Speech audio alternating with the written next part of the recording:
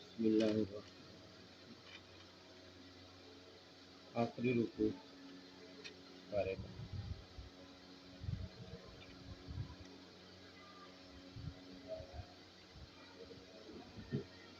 یا ایھا الناس ضرب مثل فاستمعوا له ان الذين تدعون من دون الله لن يخلقوا ذبابا ولو اجتمعوا له وإن يسلبهم الذباب شيئا لا يستنقذوه منه ضعف الطالب والمطلوب. 4 آیات. ان چاروں آیات کا تعلق پچھلی 2 آیات کے ساتھ ہے. پچھلی 2 آیات میں ہم نے کل پڑھا تھا کہ کیا بیان ہو رہا ہے؟ شرک کی تردید. تو پچھلی دونوں آیات میں شرک کی تردید پر کچھ دلائل بیان کی. ان میں ایک دلیل یہ تھی کہ سابقہ آسمانی کتابوں میں سے کسی کتاب میں اللہ تعالیٰ نے ان معبودان باطلہ کے اللہ کے شریک ہونے پر کوئی دلیل بیان نہیں کی.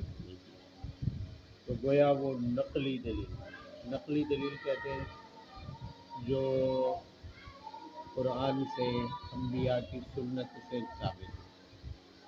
دلیل کو کہتے ہیں دلیل نقلی یا نقل سے ہے. نقل معنی منتقل ہو کر یعنی وحی کے ذریعے منتقل ہو، چاہے وہ وہی مطلوب یعنی آسمانی کتاب ہو یا کسی نبی کی بات ہو. یہاں سے یا ایھا الناس ضرب مثل فاستمعوا لہ، یہاں سے عقلی دلیل کا بیان، عقلی طور پر رد کیا جا رہا ہے کہ شرک عقلی طور پر ان جو معبودان باطلہ کو اللہ کے برابر قرار دیے جا رہے ہیں، مورتیوں کو، بتوں کو، اللہ کے علاوہ کوئی بھی چیز ہے اسے عبادت کے لائق سمجھا جا رہا ہے اور اللہ کی طرح اس کی تعظیم کی جا رہی ہے.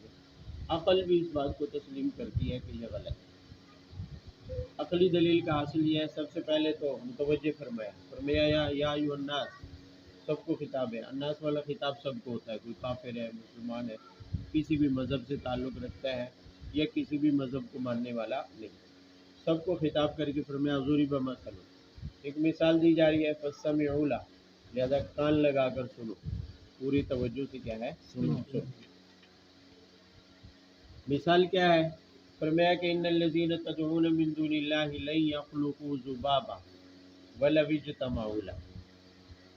2 حصے ہیں دلیل کے. پہلا حصہ یہ ہے کہ اللہ کے علاوہ جس کو بھی تم پکارتے ہو اپنے نفع نقصان کے لیے، نقصان سے بچانے کے لیے یا نفع پہنچانے کے لیے، فرمایا کہ وہ سارے معبودان باطل ہیں، اگر مل جائے تو ایک حقیر ترین اللہ کی مخلوق مکھی بھی پیدا نہیں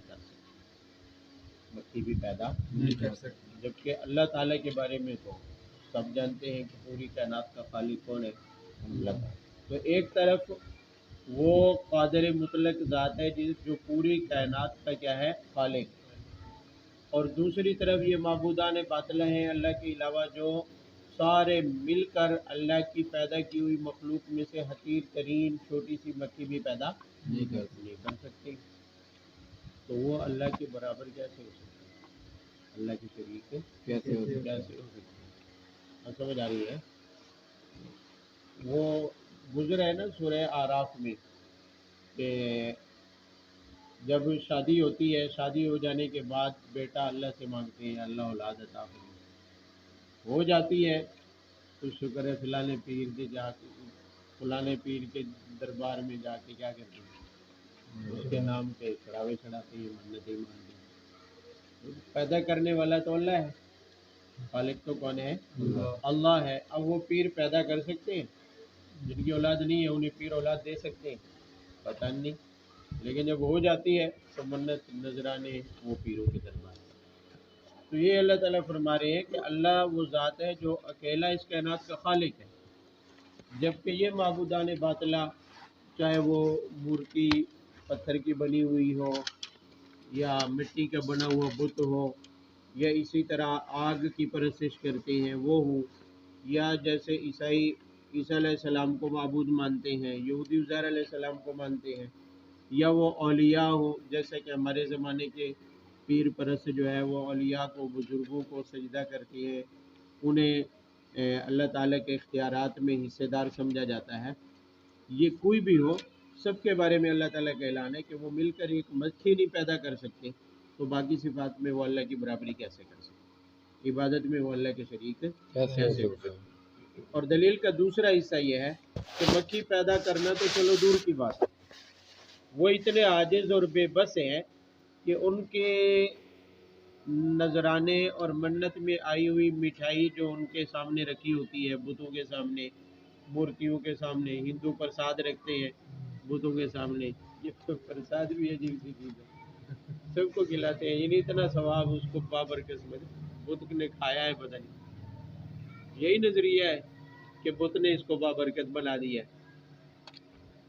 تو ہمارے والے شرینی تقسیم کرتے ہیں، مٹھائیاں جا کے تقسیم کرتے ہیں، میٹھا جا کے، تو اللہ تعالیٰ فرما رہے ہیں یہ جو غیر اللہ کے سامنے تم مٹھائی جا کے رکھتے ہو، اس مٹھائی پر بیٹھی ہوئی مکھی کوئی مٹھائی کا جز حصہ لے جائے چھین کر تو وہ اس سے واپس نہیں چھین سکتے، اتنی ان میں ہمت ہے نہیں ہے کہ وہ اس سے واپس چھین سکے، تو وہ تمہیں نقصان سے کیسے بچا سکتے، وہ اپنا مکھی سے کا چرایا ہوا کوئی مکھی سے واپس نہیں لے سکتے، جیسے ہمارے ملک پاکستان کے چوروں سے واپس نہیں لیا جا سکتا ہے، ملکی خزانے سے چوری کر کے پی جاتے ہیں، سالوں سے کھا رہے، تو مکھی اگر ان کا چرایا ہوا کھا جائے چوری کر کے تو وہ مکھی سے واپس چھین، تو اتنے عاجز اور بے بس جو مکھی پر قدرت نہیں رکھتے ہیں، مکھی ان کے اختیار میں نہیں ہے، تو وہ اللہ تعالیٰ کے اختیارات میں شریک کیسے ہوں گے، وہ اللہ تعالیٰ کی عبادت میں شریک کیسے ہوں گے؟ بے اس سے زیادہ عقل کو لگنے والی بات اور کیا ہوگی؟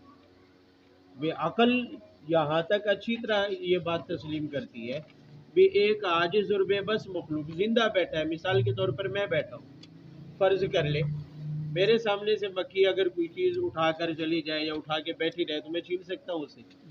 پتہ نہیں ہے، میں اتنا عاجز، تو اللہ تعالیٰ کی ذات تو وہ ہے، وہ الحی القیوم جو سب کو کیا ہے تھامنے والا ہے، سب کچھ اس کی مٹھی میں ہے، اگر ہلا دے تو اس کے قبضہ قدرت میں پوری کائنات ہے، ایک دفعہ ہلا دے تو سارا کچھ تہس نہس ہو جائے، تو اتنی قادر مطلق ذات جس کی مٹھی میں سب کچھ ہے، جس کے اختیار میں سب کچھ ہے، اس کے مقابلے میں ایک عاجز لاچار بت، مورتی یا پیر بزرگ اور نبی کو اللہ تعالیٰ کے اختیارات کے برابر قرار دینا، یہ سب سے بڑی بھول ہے، عقل بھی اس بات کو تسلیم نہیں کرتی ہے۔ بھئی خود انبیاء کرام یونس علیہ السلام مچھلی کے پیٹ میں چلے گئے، اپنے آپ کو مچھلی کے پیٹ میں جانے سے بچا نہیں سکے، لیکن جب بچانے کے لیے اگر کسی کا انہوں نے سہارا لیا تو کیا کہا، لا الہ الا انت سبحانک انی کنت من الظالمین، اپنے عاجز ہونے کا اقرار کیا،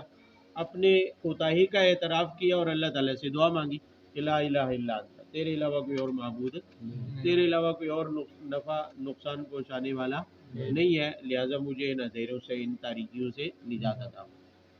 حضرت ایوب علیہ السلام 15 سال بیمار رہے، 15 سال بیماری میں مبتلا رہے، لیکن اس بیماری سے شفا یاب ہونے کے لیے پکارا کس کو؟ اللہ تعالیٰ کو، یہ نہیں کہا بیماری کو کہ مجھ سے دور ہو جائے، اگر نبی کے اختیار میں ہوتا، اللہ کے علاوہ کسی اور کے اختیار میں ہوتا تو نبی اپنے آپ کو خود شفا دے دیتا، نبی کے اختیار میں بھی کچھ نہیں ہوتا، انبیاء کے اختیار میں کچھ نہیں ہوتا، تو جب انبیاء کے اختیار میں نہیں تو اولیاء تو دور کی بات ہے، وہ تو بہت بعد کی بات ہے۔ تو اللہ تعالیٰ فرماتے ہیں کہ اللہ کے علاوہ من دون اللہ، اللہ کے علاوہ جس کو بھی تم پکارتے ہو، عام ہے، اس زمانے کے بتوں کو بھی شامل ہے اور اس زمانے کے بتوں کو بھی کیا ہے شامل ہے، چاہے وہ بت زندہ لوگوں کی شکل میں ہو یا مردہ لوگوں کی کیا ہے شکل میں ہو، کسی بھی طرح کے ہو، فرمایا کہ وہ اس بات پر قادر نہیں ہے کہ وہ مکھی سے کوئی چیز واپس چھین لے، تو ضعف الطالب والمطلوب، نتیجہ یہ ہے کہ بیچارے ان سے مانگنے والے اور جن سے مانگا جا رہا ہے دونوں کمزور ہیں۔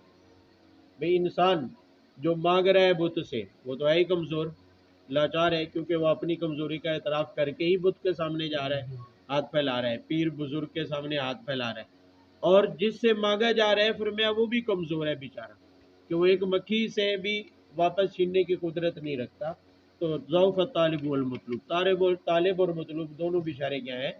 کمزور ہیں۔ طالب سے مراد مانگنے والا، پرستش کرنے والا، بت کی پوجا کرنے والا، اور مطلوب جس کو معبود سمجھا جا رہا ہے، جس کو با اختیار سمجھا جا رہا ہے اور اللہ تعالیٰ کے شریک بنایا جا رہا ہے، دونوں بیچارے کیا ہیں؟ کمزور۔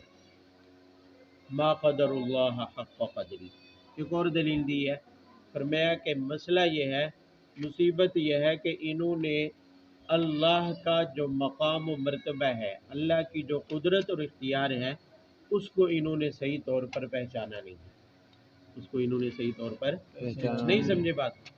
اللہ تعالیٰ شکوہ فرما رہے ہیں، فرمایا کہ ایک طرف یہ مورتیاں، یہ بت، یہ غیر اللہ جس چیز کو تم معبود بنا رہے ہیں، ان لوگوں کی طرح تم نے اللہ کو بھی عاجز سمجھ لیا، اللہ کو بھی تم نے ان کی طرح بے اختیار سمجھ لیا۔ بھئی وہ یہی دلیل دیتے تھے، وہ کہتے تھے بھی اللہ تعالیٰ کسی چیز پر جو ہے وہ خود قادر نہیں ہے کسی کام پر، اللہ نے نیچے اپنے شریک بنا لیے، یہ معبودان باطلہ اللہ کے شریک ہے، اللہ نے کام تقسیم کر دیے ہیں کہ اس بت سے تم شفا مانگ لو، اس بت سے روزی مانگ لو، اس سے فلاں چیز مانگ لو، اللہ براہ راست کوئی کام نہیں کر سکتا۔ تو اللہ تعالیٰ فرما رہے ما قدر اللہ حق قدری، تم نے میری قدرت اور طاقت کو پہچانا ہی نہیں، تم نے مجھے ایسے ہی عاجز سمجھ لیا جیسے تمہاری یہ مورتیاں عاجز ہیں، جیسے تمہارے یہ ہاتھوں سے بنے ہوئے بت عاجز ہیں، تم نے مجھے بھی ایسے ہی کیا سمجھ لیا۔ لیکن یاد رکھو ان اللہ لقوی عزیز، اللہ تعالیٰ ہی البتہ کیا ہے؟ طاقتور ہے۔ طاقت جہاں سے نکلی ہے، قوی ہونے کی صفت جہاں سے آئی ہے، وہ اللہ تعالیٰ کی ذات ہے، یعنی طاقت کا منبع، طاقت کا سرچشمہ اللہ تعالیٰ کی کیا ہے؟ تو اندازہ لگا لیں کہ طاقت کی تھوڑے تھوڑے نمونے دنیا میں اللہ تعالیٰ کسی کو دے دیتا ہے تو وہ فرعون کہلاتا ہے، نمرود کہلاتا ہے۔ جہاں سے یہ طاقت آئی ہے وہ ذات کتنی طاقتور ہوگی، وہ ذات کتنی بھی۔ ایک انسان کو اللہ تعالیٰ جب تھوڑی سی طاقت دے دیتے ہیں عارضی طور پر، تو وہ اپنے آپ کو فرعون سمجھتے ہوئے انا ربکم الاعلیٰ کہنے سے بھی باز نہیں آتا، یہ طاقت کا گھمنڈ ہے۔ لیکن یہ طاقت آئی ہے جہاں سے، وہ ذات کتنی طاقتور ہوگی اس کا اندازہ تمہیں نہیں۔ تو فرمایا اللہ تعالیٰ کی طاقت کو پہچانو، اللہ کی قدرت اور اختیار کو پہچانو، اللہ تعالیٰ تمہارے ان معبودان باطلہ کی طرح بے بس اور عاجز نہیں۔ اور دوسرا فرمایا عزیز، اللہ ہی غالب ہے، اللہ ہی کیا ہے؟ یہ نہیں ہے کہ کوئی اتنا طاقتور ہو جائے جو اللہ کا مقابلہ کر سکے، یہ ہو ہی نہیں سکتا ہے، یہ ہو ہی نہیں سکتا ہے کہ کوئی اللہ سے جتنا طاقتور ہو جائے اور اللہ پر غالب آ جائے، اس لیے کہ اس پورے کائنات میں حقیقت میں غالب کون سی ذاتیں ہیں؟ اللہ تعالیٰ کی ذاتیں ہیں۔ کتنے ہوئے اور چلے گئے، آدم سے لے کر آج تک اگر گنتی کرنا شروع کر دے تو گنتی کرتے کرتے تھک جائیں گے۔ کتنی مثالوں سے قرآن بھرا پڑا ہے۔ نوح علیہ السلام کی قوم 950 سال کتنی ڈھیٹ قوم تھی، انکار کرتی رہی نبی کا، پتھر مارتے تھے وہ پتھروں میں دھس جاتے تھے، نوح علیہ السلام پتھروں میں غرق ہو جاتے تھے، اتنے بڑے انبار لگ جاتے تھے، مل کے پتھر مارتے تھے ساتھ، اور پھر جبریل امین آ کے ہٹایا کرتے تھے پتھر۔ ایسی ذلیل قوم، اتنی گھمنڈی، اور ہر وقت روزانہ صبح و شام انہوں نے اپنا مشغلہ بنایا ہوا تھا، نوح علیہ السلام کو جا کے صبح و شام دستک دیتے، وہ عذاب کدھر ہے جو ہمارے اوپر آنے والا ہے، وہ سزا کدھر ہے جس کا آپ ہمیں روزانہ کہتے ہیں۔ اس کو انہوں نے پھر مذاق بنا لیا، اس کا استہزاء اڑاتے تھے، تمسخر اڑاتے تھے، عذاب نہیں آ رہا ہمارے اوپر، یہ بھی عجیب ہے۔ یعنی انہوں نے نوح علیہ السلام کو نعوذ باللہ جیسے کوئی مجذوب یا پاگل ہوتا ہے اور اس کو لوگ پتھر مارا کرتے ہیں، انہوں نے یہی حیثیت سمجھ لی تھی نوح علیہ السلام کی اور وقت کے نبی کی۔ وہ بہت کم، 40 سے بھی کم تعداد میں لوگ تھے، وہ بھی قریبی جو حضرت نوح علیہ السلام پر ایمان لائے، باقی پوری قوم اسی طرح سے انکار کرتی رہی۔ اور نتیجہ یہ نکلا کہ جب کشتی بنانے کا کہا گیا تو انہوں نے چونکہ 950 سال، صدیاں گزر چکی تھی نوح علیہ السلام کو نعوذ باللہ پاگل کہتے ہوئے، مجذوب کہتے ہوئے، مذاق اڑاتے ہوئے، کیا ہو گیا؟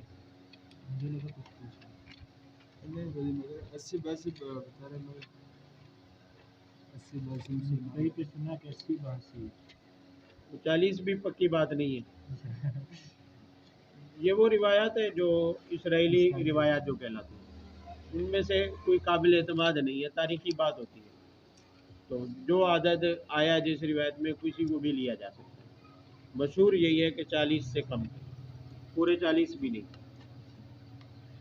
تو اتنے کم افراد، اتنے قلیل افراد، تو پھر کشتی بنانے کا حکم آیا کہ تم پر عذاب آنے والا ہے. نوح علیہ السلام نے بتایا مجھے حکم آیا ہے کہ میں کشتی بناؤں، تم پر عذاب آنے والا ہے، سدھر جاؤ. وہ پھر مذاق اڑا رہی، لو جی یہ اب کشتی جو ہے خشکی کے اوپر چلائیں، کشتی بنائیں. ان کے سامنے تو ایک عجیب سی بات تھی، کیونکہ جس کو وہ صدیوں سے مجذوب، بھئی 900 سال صدیاں بنتی ہیں، 9 صدیاں، صدیوں سے جسے مجذوب سمجھتے آ رہے تھے، پاگل نعوذ باللہ، تو ان کو جب کشتی بناتے ہوئے دیکھا تو مزید انہوں نے اس خبر کو اڑایا کہ لو جی اب یہ پاگل نعوذ باللہ کیا کرے گا، کشتی بنائے گا اور خشکی پر کشتی چلائے گا. یعنی ایسے مغرور اور اپنے آپ کو طاقتور اور نافنا ہونے والا سمجھ رہے تھے. لیکن اللہ کا جب حکم آیا تو وہ کشتی تیر بھی رہی تھی، پانی بھی میسر آ گیا اور وہ سارے پانی میں ڈوب بھی رہے تھے، غرق بھی ہو گئے. تو غالب اللہ تعالیٰ کی ذاتی حقیقت میں کیا ہے، غالب ہے. ہاں ڈھیل ضرور دیتے ہیں، مہلت ضرور دیتے ہیں. یہ نہیں ہے کہ آج گالی دی ہے اور گستاخی کی ہے، بے ادبی کی ہے تو اسی وقت عذاب آ جائے، پکڑ آ جائے. ہو سکتا ہے قیامت والے دن پکڑ ہو، یہ ہو سکتا ہے دنیا میں زندگی کے کسی موڑ پر کیا ہو جائے، پکڑ ہو جائے.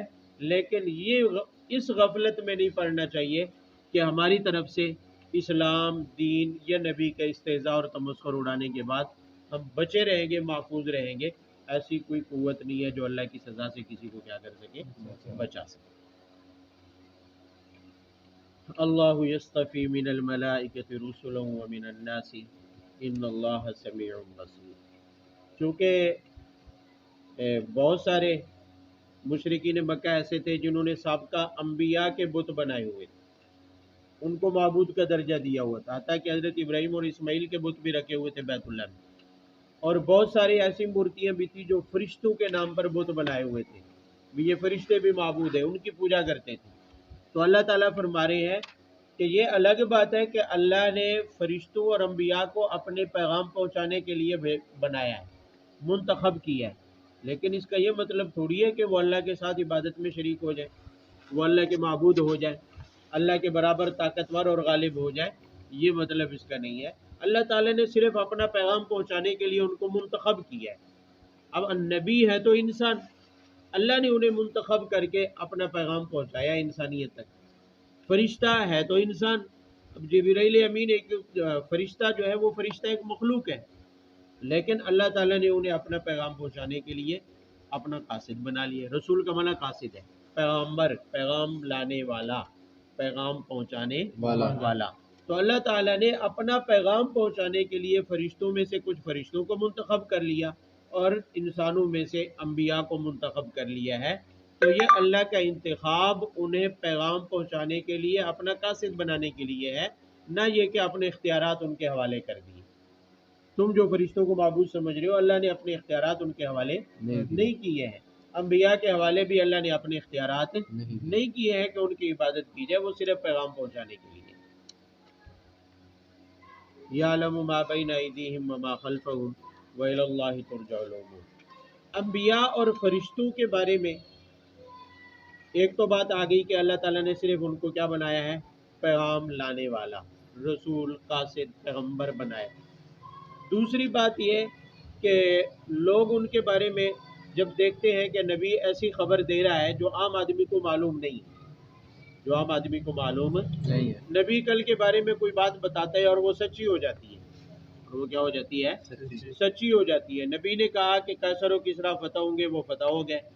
نبی نے مکہ میں کہا مشرکین مکہ کو کہ ایک دن ہم تم پر غالب آئیں گے، ان کے سامنے غالب آ گئے. تو یہ وہ خبریں تھیں جو نبی کی زبانی کیا ہو رہی تھی، سچی ہو رہی تھی. تو اور لوگ اس کو بہانہ بنا لیتے ہیں، جی نبی اللہ کے برابر علم غیب رکھتے ہیں. جب علم غیب میں شریک ہو گئے تو اور باتوں میں پھر شرکت ڈھونڈ ہی لیتے ہیں کہ اللہ تعالیٰ کے اختیارات میں بھی کیا ہے، شریک ہے، قدرت اور اختیار بھی ان کو حاصل ہے. اور پھر چلتے چلتے لوگ انہیں معبود بنا لیتے ہیں. بھی جب اختیارات بڑھاتے ہیں تو گویا کہ صفات میں بڑھاتے چلے جاتے ہیں، جیسا کہ نصارہ نے حضرت عیسیٰ علیہ السلام کو نبی بنا لیا. تو یہی صورتحال انبیاء کے ساتھ ہوتی ہے کہ اصل میں وہ پہلے انبیاء کے لیے ایک علم کی ایسی صفت ثابت کرتے ہیں جو صرف اللہ کے ساتھ خاص ہے. صرف اللہ کے ساتھ کیا ہے؟ اللہ تعالیٰ نے اس کی تردید فرمایا یعلم ما بین ایدیہم وما خلفہم، پچھلے اور اگلے ساری باتوں کی خبریں اور علم کس کے پاس ہے؟ اللہ تعالیٰ کے پاس ہے. انبیاء کو بتایا جاتا ہے اللہ کی طرف سے، انبیاء کو بتایا جاتا ہے اللہ کی طرف سے، اور جو بتایا جائے وہ علم ذاتی نہیں ہوتا، وہ علم ذاتی نہیں ہے. بھئی علم غیب کی میں پہلے بھی تعریف بتا چکا ہوں. علم غیب وہ ہوتا ہے جس کو علم ذاتی کہتے ہیں. علم ذاتی کا مطلب ہے کسی واسطے سے حاصل نہ ہوا، کسی واسطے سے حاصل نہ ہوا. اب واسطے علم کے حاصل ہونے کے کون سے ہیں؟ بھی سن کر حاصل نہ کیا ہو، چکھ کر حاصل نہ کیا، سونگھ کر حاصل نہ کیا ہو، آنکھوں سے دیکھ کر حاصل نہ کیا، اور ہاتھوں سے چھو کر حاصل نہ کیا، اور اسی طرح عقل کے ذریعے بھی حاصل نہ کیا ہو، وحی کے ذریعے بھی حاصل نہ کیا ہو. ایسے علم کو علم غیب کہتے ہیں اور علم ذاتی کہتے ہیں. تو ایسا علم تو صرف کس کا ہے؟ اللہ تعالیٰ نے کسی سے وحی نہیں لی ہے، اللہ تعالیٰ نے کوئی عقل استعمال نہیں کی ہے. اللہ تعالیٰ ان حواس سے بھی کیا ہے، کیونکہ جسم سے پاک ہے تو حواس سے بھی کیا ہے؟ پاک ہیں. تو اللہ تعالیٰ کا جو علم ہے وہ ذاتی ہے، کیونکہ وہ حقیقت میں ان چیزوں کو ایجاد کرنے والے ہیں، اور موجد اپنی ایجاد کا علم رکھتا ہے، وہ کسی واسطے کے بغیر ہوتا ہے، وہ کسی واسطے کے بغیر. تو اللہ تعالیٰ کا علم ذاتی بھی ہے اور علم غیب بھی ہے. باقی اللہ کے علاوہ جو انبیاء کو علم حاصل ہوتا ہے وہ تو واسطے سے ہوتا ہے. وہ تو کیا ہوتا ہے؟ وہ کون سا واسطہ ہے؟ وحی کا. وہ کون سا ہے؟ وحی کا واسطہ ہے. جب واسطہ بیچ میں آیا تو وہ علم ذاتی نہ رہا، وہ علم ذاتی نہ رہا. مطلب یہ ہے کہ کسی اور سے آئے، اللہ تعالیٰ کی ذات کی طرف سے آئے، تو وہ علم غیب تو نہ ہوا، اللہ کے علم کے برابر تو جب اللہ کے علم کے برابر نہیں ہے تو علم والی صفات میں برابر سمجھ کر باقی صفات میں بڑھانا اور شریک بنا لینا یہ بھی درست نہیں ہے. تو لہذا جب عالم الغیب نہیں ہے نبی تو وہ مختار کل بھی نہیں ہے، وہ معبود بھی نہیں ہے، وہ اس تعظیم کے لائق بھی نہیں ہے جو تعظیم اللہ کی ہے، اس تعظیم کے لائق بھی نہیں ہے جو تعظیم اللہ. ہاں نبی تعظیم کے لائق ہے وہ جو درجہ نبوت کی ہوتی ہے، ولی تعظیم اور ادب کے لائق ہے اس تعظیم کے جو ولایت کی ہوتی ہے. یعنی ہر ایک کا اپنا مقام و مرتبہ ہے. کسی کا مقام بڑھا کر دوسرے کے مقام تک لے جانا بھی کیا ہے؟ گستاخی اور بے ادبی ہے. اس کا مقام گھٹا کر اس کے اپنے اصل مقام سے نیچے گرانا بھی گستاخی اور بے ادبی ہے. اور اصل مقام اور مرتبے پر رکھنا ہی دراصل حقیقت میں ایمان ہے. بات سمجھ آ رہی ہے؟ بڑھانا اور گھٹانا یہ ایمان نہیں ہے. اور یہی اہل سنت والجماعت کا نظریہ ہے. بھئی نبی کا درجہ جو ہے وہ نبی کے درجے پر ہی رہے گا، اس کو بڑھانا اور خدائی درجے تک لے جانا بھی خدا کی ذات کے بارے میں گستاخی اور بے ادبی ہے، شرک ہے. نبی کو اس کے درجے سے گھٹانا اور عام انسان کے درجے کے برابر سمجھنا یہ بھی گستاخی اور بے ادبی ہے. اسی طرح صحابی کا درجہ مقام صحابیت کو بڑھانا اور نبوت کے درجے تک لے جانا یہ بھی کیا ہے؟ بے ادبی ہے.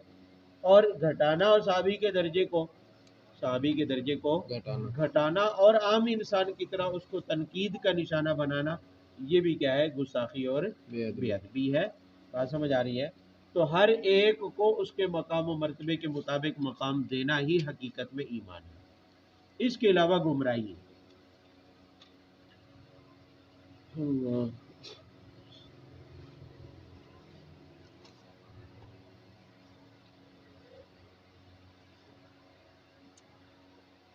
یا ایھا الذین آمنوا ارکعوا واسجدوا واعبدوا ربکم. آخری 2 آیات ہیں سورۃ الحج کی. پہلی آیت میں اسلام کا خلاصہ بیان کیا گیا ہے، اور دوسری آیت میں اسلام کی دین کی تبلیغ کا حکم دیا گیا ہے. توجہ سے پہلی آیت میں فرمایا یا ایھا الذین آمنوا، کیونکہ اسلام اور دین پر عمل کرنے کا حکم صرف ایمان والوں کو ہے. ایمان اگر نہیں ہے تو اس کے لیے شریعت کے احکام بھی نہیں ہیں، تو شریعت کے احکام ایمان کے بعد لاگو ہوتے ہیں. تو فرمایا یا ایھا الذین آمنوا ارکعوا واسجدوا واعبدوا ربکم وافعلوا الخیر. 4 حکم دیے ہیں، 4 حکم دیے. پہلا کیا ہے؟ یا ایھا الذین آمنوا ارکعوا، رکوع کرو، واسجدوا، سجدہ کرو. رکوع اور سجدہ نماز کا کیا ہے؟ جز ہے. اور قرآن پاک میں کئی جگہوں پر جز کا نام لے کر کل کا حکم دیا گیا ہے۔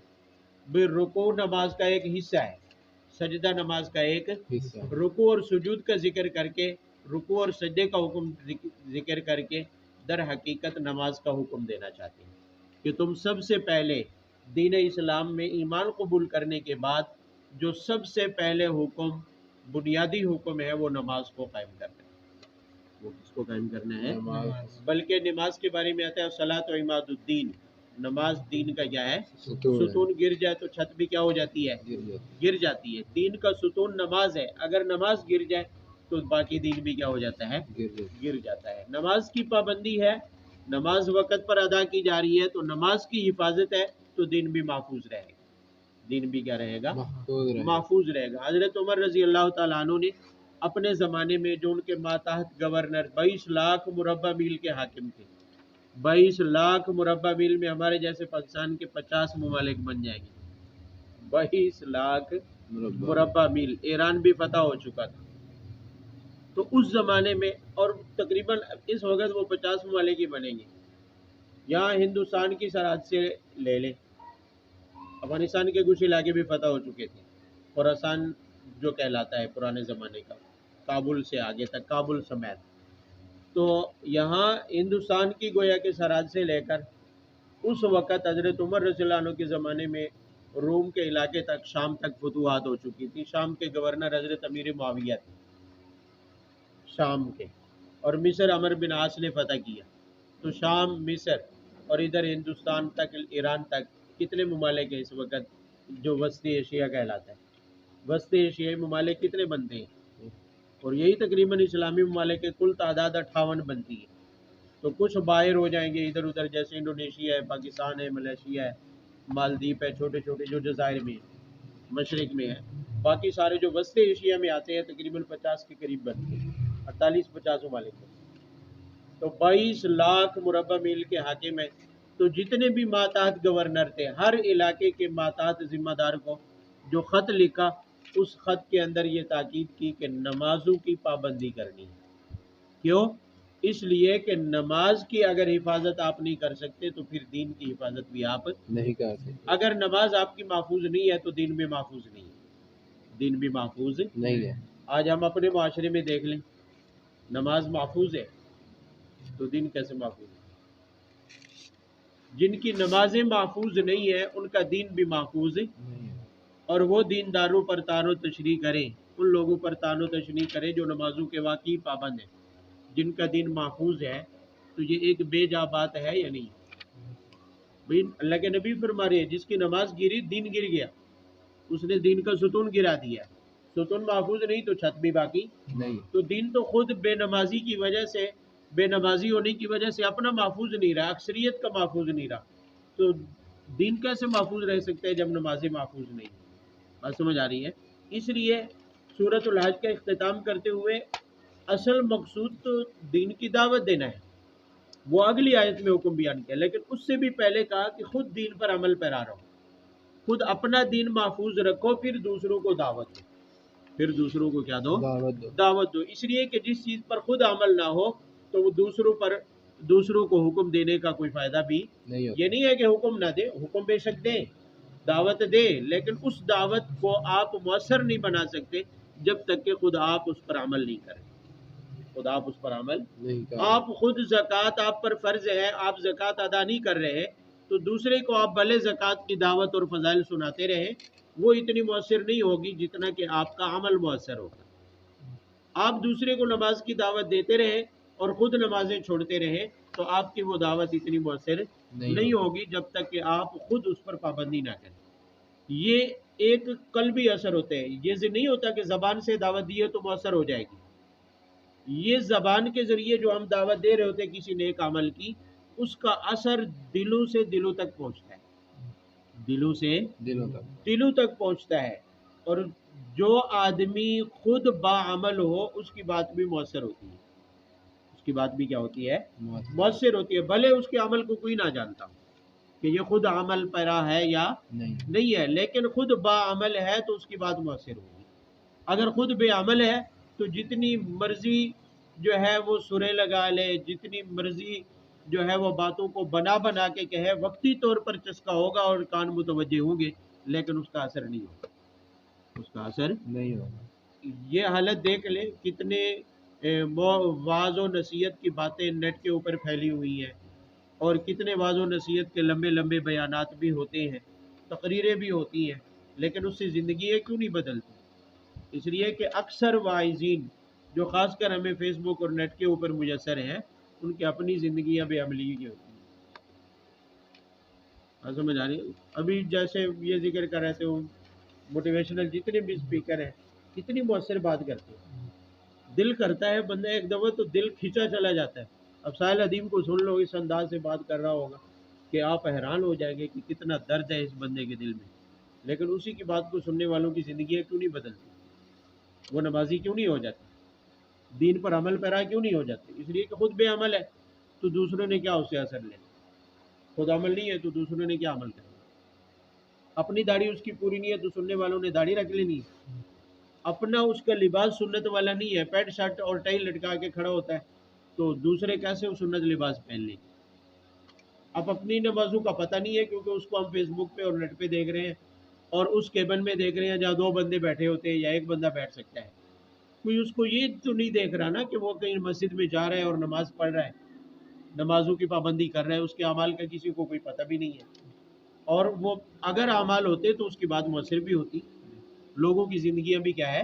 مولانا طارق جمیل کے بیان سے زندگیاں اگر بدلی ہیں لوگوں کی، ان کی بات اگر مؤثر ہوتی ہے تو بعمل بھی تو ہے نا، وہ نمازی بھی تو ہے نا۔ لوگ اگر ان کا بیان سن کے نمازی بنتے رہے، آج کل کا تو پتہ نہیں ہے کہ نمازی بن رہے ہیں یا نہیں، لیکن ایک زمانے میں لوگوں کی زندگیاں بدلی تو ہے نا۔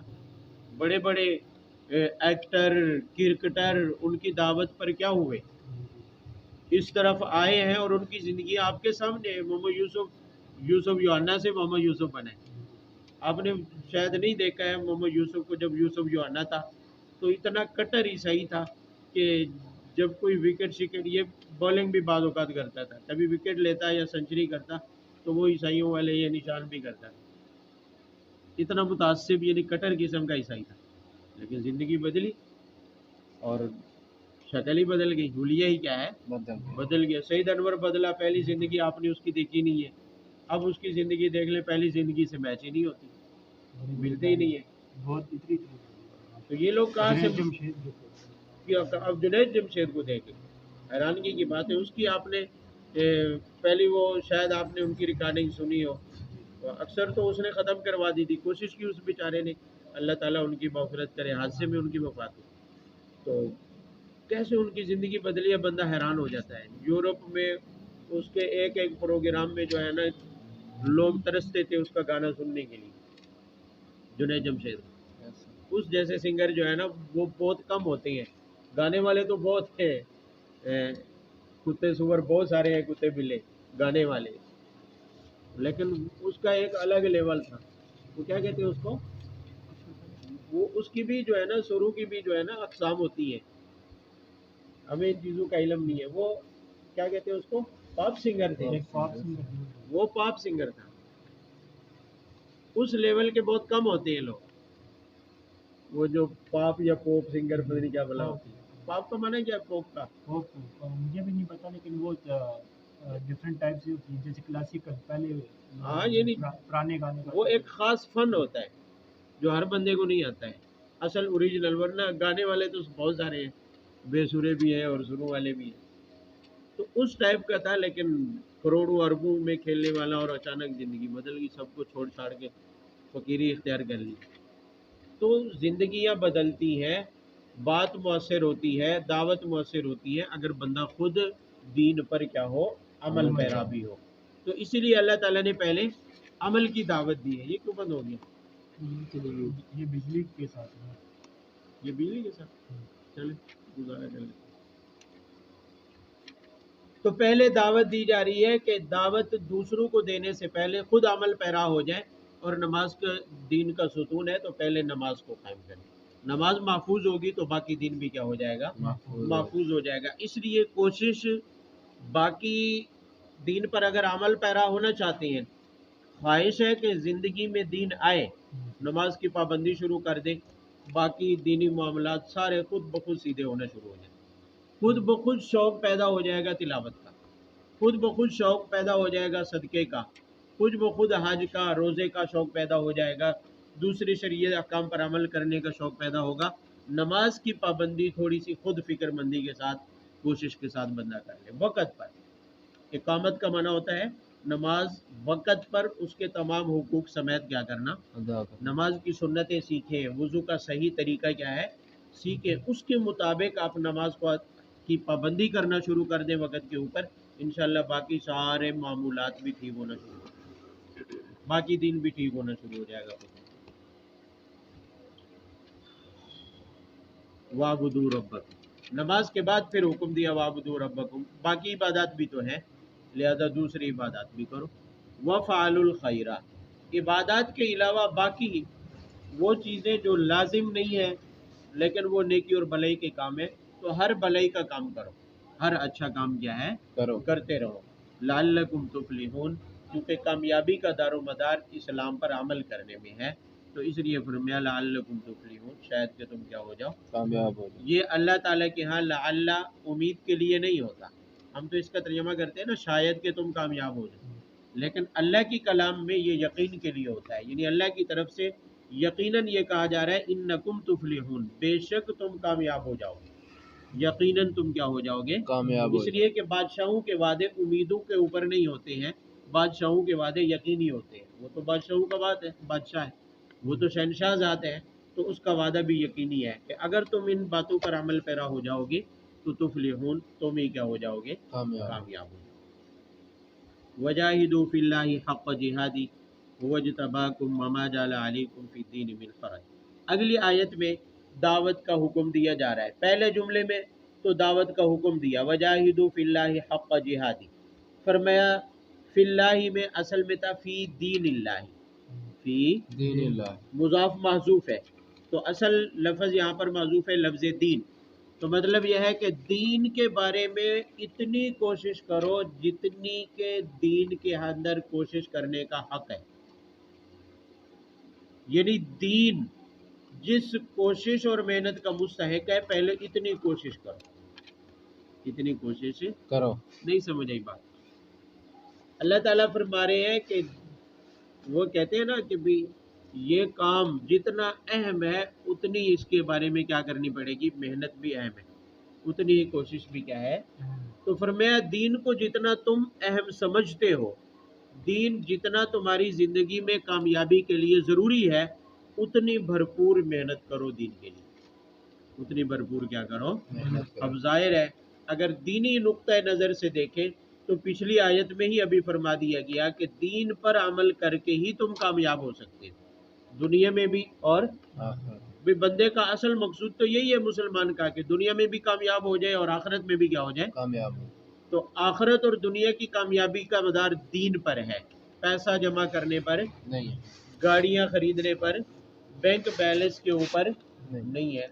तो अल्लाह ताला ये फरमा रहे हैं कि जब दीन इतना अहम है कि दुनिया की कामयाबी और आखिरत की कामयाबी का मदार इस पर है, तो फिर इसकी अहमियत को देखते हुए उतनी कोशिश करो जितना कि इसका हक है, जितना कि इसका क्या है, यानी पूरे जी जान से दीन के बारे में मेहनत करो कि खुद अपनी ज़िंदगियों में भी आ जाए, और इतनी मेहनत करो कि दूसरों की ज़िंदगियों में भी ये दीन आ जाए। इतनी दीन की दावत, दीन के काम करने का हुक्म दिया जा रहा है। हम देख लें कि हम कितनी कोशिश कर रहे हैं, हम दीन के बारे में कितनी मेहनत कर रहे हैं। हम अगर एक दिन 5 वक़्त की पूरी नमाजें भी पढ़ लेना तो फूले से नहीं समाते कि हमसे बड़ा कोई अल्लाह का वली होगा शायद। दिल ही दिल में हम खुश हो रहे होते हैं, जी आज तो मैं बड़ा नेक हो गया, ये 5 नमाजें पूरी पढ़ ली। बल्कि हम बाहर निकलते हुए गली में आम आवारा बैठे हुए किसी बंदे को ताने के अंदाज में कह भी देते और नमाजें भी पढ़ लिया कर, कभी कभी कहते नहीं कहते, ये निशानी होती है इस बात की कि आज हजरत नमाज पढ़ के आ रहे, होता है कि नहीं होता, ऐसे ही होता है यकीनन, मैं अपनी बात कर रहा हूँ, ऐसे ही होता है। तो अल्लाह ताला फरमा रहे हैं कि खूब मेहनत करो जितना कि मेहनत करने का दीन के बारे में क्या है, यानी खुद अमल पैरा होने के लिए भी मेहनत करो और दूसरों तक पहुंचाने के लिए भी क्या है। कासिम किधर गया, छुट्टी नहीं होगी, अंदर बच्चे हैं, वो आपके आए हैं चूजे, ہے جی چلو میرا بھی ہے ایک، میں نے کہا اکیلا نہ بس ٹھیک ہے، کہا کال سن لیں آپ۔ تو بہرحال ہم دیکھیں کہ ہم دین کی کتنی محنت کر رہے ہیں خود عمل پیرا ہونے کے لیے، اور دوسروں کو دعوت دینے کے لیے ہم دین کی کتنی محنت کریں۔ جس انداز میں یہ حکم دیا جا رہا ہے، اگر اس کی حقیقت کو ہم ذہنوں میں رکھیں، دل دماغ میں بسیں اور اتنی محنت کرنا شروع کر دیں، تو کوئی وجہ نہیں ہے کہ ہماری زندگی دین سے خالی رہے یا دوسروں تک دین نہ پہنچے۔ تو یہ حکم ہے، خاص طور پر الگ سے پورے سپارے کی آخری آیت ہے، یہ گویا کہ خلاصہ کیا گیا۔ اچھا یہ تو حکم دیا ہے، آگے اس کی 4 وجوہات بیان کی ہیں۔ 4 بھی دین کے بارے میں اتنی محنت اور کوشش کریں کہ خود بھی عمل پیرا ہوں، دوسروں تک بھی پہنچائیں، اور انتہائی کوشش کریں، حتیٰ کہ ڈنکی لگا کے باہر جانا پڑے تو بھی جائیں۔ بھی پیسہ کمانے کے لیے ڈنکی لگاتے ہیں نا، تو وہ انتہائی کوشش ہے یا نہیں ہے؟ کیوں؟ اس لیے کہ پیسے کو اہمیت دے رہے ہیں، اپنی زندگی میں دنیا کو کیا دے رہے ہیں، اہمیت۔ تو ڈنکی لگا کے بھی جاتے ہیں، جہاں مرنے کے چانس جو ہے 70% ہوتے ہیں، 80% مرنے کے چانس ہوتے ہیں، اور بعض اوقات 99% چانس ہوتے ہیں مرنے کے، پھر بھی ڈنکی لگاتے ہیں کیونکہ پیسے کو اہمیت دے رہے ہیں۔ اتنی اہمیت اگر دین کو دے دی جائے تو ڈنکی جتنا بھی اگر کوشش کرے تو دین عام ہو جائے گا، پھیل جائے گا۔ جیسے ہر بندے کی خواہش ڈنکی لگانے کی ہوتی ہے اور باہر جانے کی ہوتی ہے، تو یہ خواہش دین کی اگر اتنی خواہشات ابھر جائیں تو دین ہی زندہ ہو جائے گا۔ بات سمجھ آ رہی ہے؟ تو آگے 4 وجوہات۔ پہلی وجہ فرمایا ہوا اجتباکم، تم اپنے مقام کو پہچانو کہ اللہ نے تمہیں منتخب کیا ہے اسی دین کی دعوت کے لیے، اسی دین کی دعوت کے لیے۔ کیسے منتخب کیا ہے؟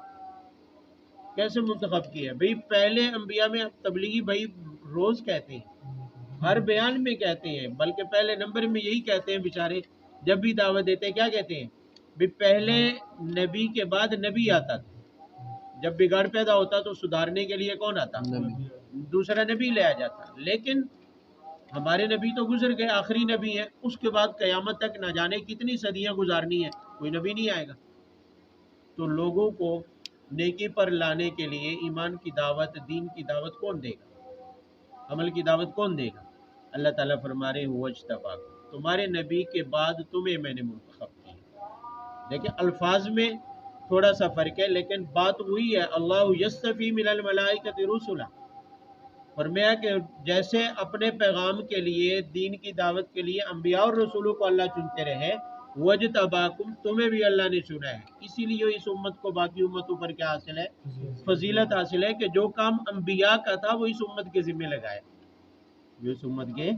تو دین کے بارے میں اتنی محنت اور کوشش کرنے کی پہلی وجہ کیا ہے؟ کہ اللہ نے تمہیں اسی دین کی محنت کے لیے منتخب کیا ہے۔ اب ذرا اپنا موازنہ اس معاملے میں کہ جیسے نبی دین کی محنت کے لیے آتے ہیں، یہ امت بھی دین کی محنت کے لیے آئی ہے۔ اب ذرا نبی کی زندگی سے موازنہ کریں کہ نبی پہلے دن سے لے کر اپنی دنیا سے چلے جانے کے بعد کسی ایک لمحہ اور کسی ایک گھڑی آرام سے بیٹھا بغیر دین کی دعوت کے؟ نبی نے تو کبھی آرام نہیں کیا، ہم کیسے کر سکتے ہیں؟ بھئی اتنی تڑپ، جتنی تڑپ ایک نبی کو ہوتی ہے اتنی امت میں بھی، ہمارے اندر بھی ہونی چاہیے، کیونکہ ہمیں بھی اللہ نے اسی کام کے لیے منتخب کیا جس کام کے لیے پہلے انبیاء منتخب ہوتے ہیں۔ نہیں سمجھ آئی یہ بات؟ یہ اسی کو سمجھ آتی ہے جو اس راستے پر چلا ہو، نبی کی زندگی کا مطالعہ کیا ہو۔ نبی صلی اللہ علیہ وسلم کی بات مکے والے نہیں مان رہے تھے تو آپ طائف میں پہنچ گئے، کبھی کسی قبیلے کے پاس جا رہے ہیں، کبھی کسی قبیلے کے پاس، 13 سال میں کبھی رکے تو نہیں ہیں، پھر 13 سال کے بعد مدینہ میں آئے تو پھر رک گئے، بریک پھر بھی نہیں لگی، پھر بھی وہی کام ہے، صبح سے لے کر شام تک اور شام سے لے کر صبح تک فکر دین کی ہے کہ کسی طرح لوگوں کے اندر دین پھیلے اور غالب آ جائے۔ تو نبی پہلے دن سے، نبوت کے پہلے دن سے لے کر اپنی دنیا سے چلے جانے کے دن تک کوئی گھڑی بغیر دین کی محنت کے آرام نہیں کرتا ہے۔ تو یہ امت اسی کام کے لیے منتخب کی گئی ہے، تو یہ کیسے آرام کرے؟ یہ کیوں دنیا میں پڑ جائے؟ یہ کیوں دنیا کی گندگیوں میں ملوث ہوتی رہے، اپنی زندگی دنیا کمانے میں برباد کرتی رہے، جو دنیا باقی رہنے والی بھی نہیں ہے؟ بھئی ہمارے سامنے مثالیں بھری پڑی ہیں، انقلابات جہاں واعظ رب ہیں، ہر تغیر سے آتی ہے صدا، फम कैसे लाखों करोड़ों के मालिक, मुरब्बू जायदादों के मालिक हमारे सामने खाली हाथ चले जाते हैं, नहीं है।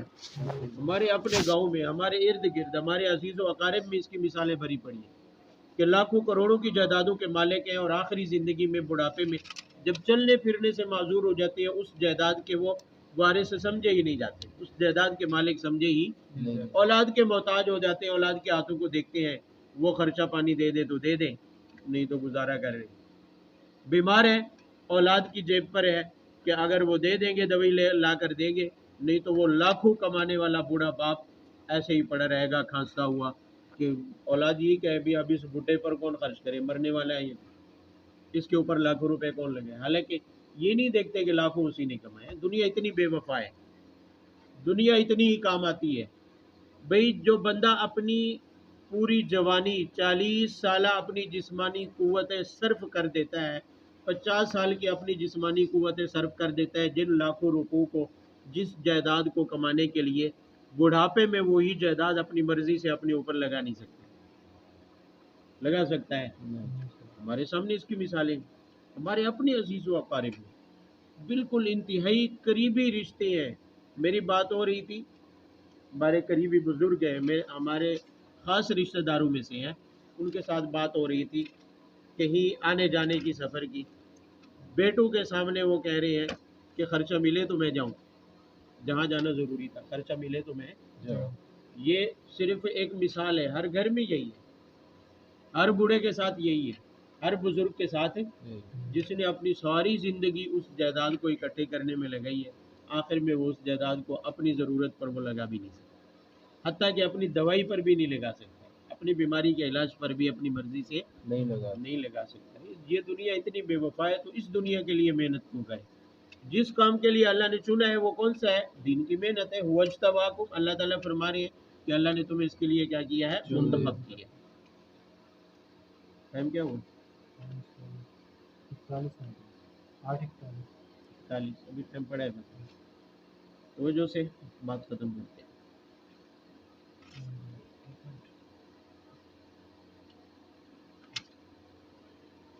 वमा जाला अलैकुम फिद्दीन मिन हरज, फिर फरमाया कि दीन पर अमल करने में कोई तंगी भी तो नहीं है। भाई उतनी मुशक्कत तो नहीं है जितनी दुनिया कमाने में होती है। तो दुनिया बंदा कमा लेता है, आसानी समझता है उसको अपने लिए, इसलिए कि ज़रूरत समझता है, इसलिए जमा करता चला जा रहा है, थकता भी नहीं है।